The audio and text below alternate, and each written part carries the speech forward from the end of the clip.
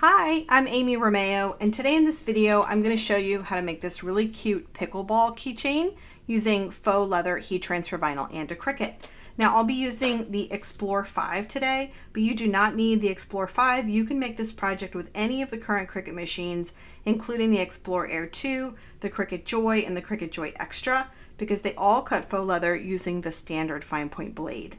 So I have the SVG file for you, and I'll leave a link to it if you want to craft along with me. But first, let's talk about the tools and materials very quickly. So I'm going to be cutting my faux leather using a purple strong grip mat and the heat transfer vinyl using a green mat. And the faux leather I'm using is just a white solid sheet. I'll leave links to all of these supplies for you in the description. For the little pickleball itself, I used some glitter heat transfer vinyl from Caesar. This is like a neon yellow. And then I used 3 different coordinating colors of Caesar Easy Weed. You can use any heat transfer vinyl of your choice, but there's 3 different colors here on this little design.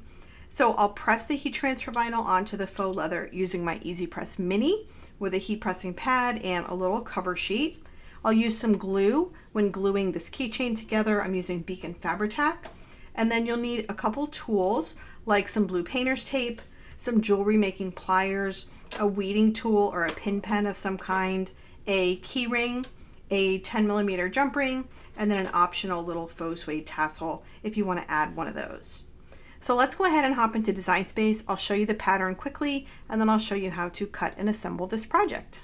Starting with a blank canvas in Cricut Design Space, you'll click on Upload and then Upload Image, and you'll browse to where the unzipped SVG file for this project is saved on your device.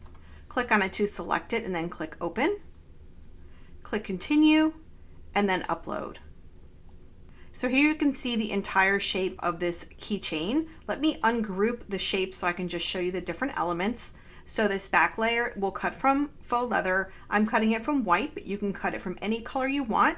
Keep in mind whatever color this is going to show through on the back of your paddle here, and it creates a little outline around the whole pattern. Then here's that pickleball that's going to cut from the heat transfer vinyl. You have a stripe layer, you have a little handle layer, and then you have the outline layer. So one faux leather color, 4 different heat transfer vinyl colors. So I'm going to go ahead and click the Make It button. We're cutting our material on a mat. And the first thing we want to do is go through and toggle the mirror button on for each of these mats because faux leather and heat transfer vinyl cut in reverse. And then once we've done that, we want to go back through and just drag these little heat transfer vinyl shapes that are going to cut away from the edges of the mat and away from each other. This is going to help us not get press lines in our faux leather when we're pressing. And if you're interested in more about avoiding press lines, I have an entire video about it that I will link to for you. But I'm just going through kind of pulling these shapes apart a little bit, and that video explains why this is really important to do. And we'll do the same thing with that faux leather shape, just drag it apart from the edges. So we'll click Continue. So the cut setting we'll be using is called Faux Leather Paper Thin. If you don't have this setting bookmarked as a favorite like I do, you can click on Browse All Materials and search for it. If you're using the Explore Air 2, you'll need to turn your dial to Custom before you can find this setting when you search. Now for the heat transfer vinyl layers, I'm going to use the manufacturer's recommended cut setting or my favorite cut setting for heat transfer vinyl. So faux leather here, I'm going to click on it to select it, and then I'm going to choose More Pressure, and that's going to help that blade go through just a little deeper to help us get a great cut. So let's go ahead and hop back to my overhead camera. We will get our mats cut out, and then I'll show you how to assemble the keychain. So I've started by trimming a piece of the white faux leather for the base to a size just slightly smaller than the shape that's going to cut. This is one of the important ways we help get good cuts with our Cricuts. I'm just going to turn this over pretty side down, put it on a purple strong grip mat right in that spot that I saw the shapes are going to cut from the mat preview screen.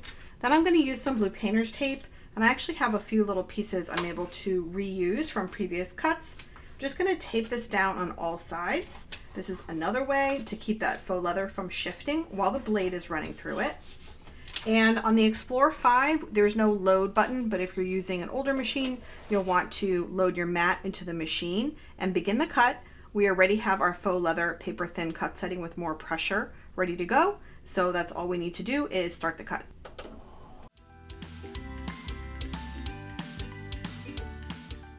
So the cut has run one time, and I always recommend using a sharp weeding tool just to lift up the edge to see if it looks like the cut went all the way through.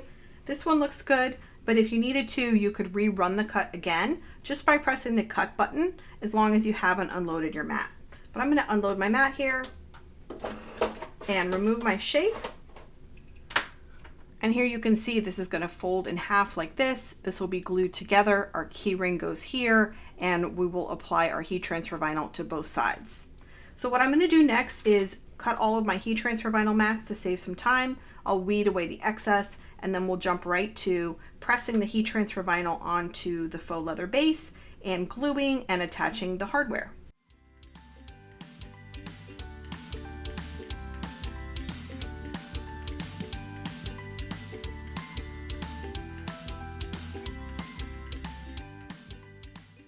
So we're ready to press. I've cut and separated all of my heat transfer vinyl layers, weeded away the excess with my pin pen, and I have my heat pressing pad on my work surface. I have my Easy Press Mini set to the low setting, that first green line.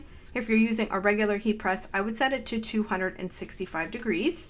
You'll also need a cover sheet of some kind. This is a Teflon sheet that I've trimmed small, but you could also use butcher paper or parchment paper. So I'll have a layering guide in your download folder when you get this from my shop that shows you which order to press these layers in. This is going to be the first layer, the sort of outline here of the paddle. So all we're going to do is line this up. Now make sure that the opening in your paddle here lines up with the opening where the ball is going to go. I'm just going to cover this with my little cover sheet and press. I'm going to press for about 5 to 10 seconds all over. And you just want regular pressure, nothing crazy. I'll put the cover sheet to the side, and I'm going to very slowly try and peel away the clear carrier sheet. If when you're peeling your vinyl lifts up or bubbles or wrinkles, just lay that cover sheet right back down and continue to press. If you have pressed twice and you find that you're still getting bubbling and wrinkling, then just press and let it cool before you try to peel. But that looks really good. And then your second layer will be the background of the paddle. So I'm just going to kind of line this up inside of that opening. And again, cover and press. Then we'll do the little ball. And then we'll do the little handle wrap. Now the little handle wrap, you'll notice when you see this in person, one side has a little bit rounded edges, that's going to be the bottom, and the other side is perfectly flat at the top. That's going to be up toward the top of the handle. We're just going to line this up. And again, cover and press. So we've got this whole side done. Isn't that cute? So now I'm just going to flip this around and repeat with the other side. So now that all of the layers are pressed on both sides, I'm just going to cover and press each side just for 3 to 5 seconds without any of those clear carrier sheets, just to make sure that each of the layers is really nicely secured to the faux leather and to each other. Okay, great. So now what we want to do is let this cool nice and flat, and it just takes about a minute. So I'm just going to set this to the side and put my heat pressing pad on top of it, and that's going to help it be nice and flat while it cools.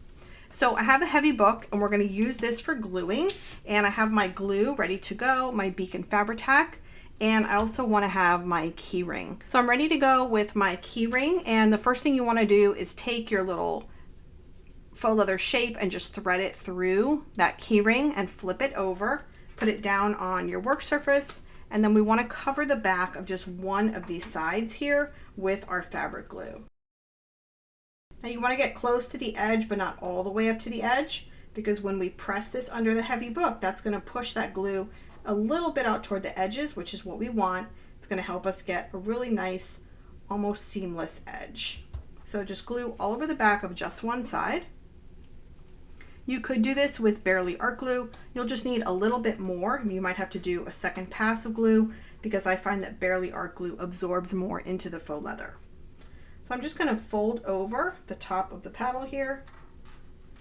Now you will notice as I pick this up and show you that the edges are not coming together yet.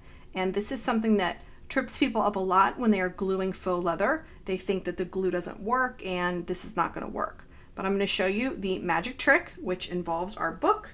So once you have your edges all neatly lined up, you're just going to take a heavy book and place it right on top. Place it on all of the glued areas so you just have that keyring part sticking out, and let this dry for an hour underneath the book, and you're going to see what a pretty nice seamless finish we get. So I'll be right back when this is dry, and I'll show you how to attach the tassel and finish off this project. So it's been an hour and we're going to remove our heavy book, and let's take a look at the edges we were able to achieve just by letting the glue dry underneath the weight of the book, and see what a nice edge you get on those keychains. I love the Fabri-Tac because it dries nice and smooth. You don't get any clumps like E6000 between the faux leather layers, and it spreads nicely and evenly inside between the layers. Okay, so last thing to do is if you want to put on a little optional faux suede tassel, you can. I just have a 10mm jump ring here. I'm going to use my flat nose pliers just to open up that jump ring and slide on my little tassel or charm or whatever you'd like. Just pop that onto the key ring and close it right back up. There we go. Isn't that cute? So of course you can make this with all different colors of heat transfer vinyl and faux leather for your little pickleball paddle here. And I think this is a great gift for someone who loves pickleball, or maybe for yourself. So here's another look at the finished project. I really hope you enjoy this one. Thanks so much for watching. If you like faux leather crafting, I really hope you'll subscribe to my channel, where I have hundreds of faux leather crafting projects and tutorials to make with your Cricut. See you in the next video.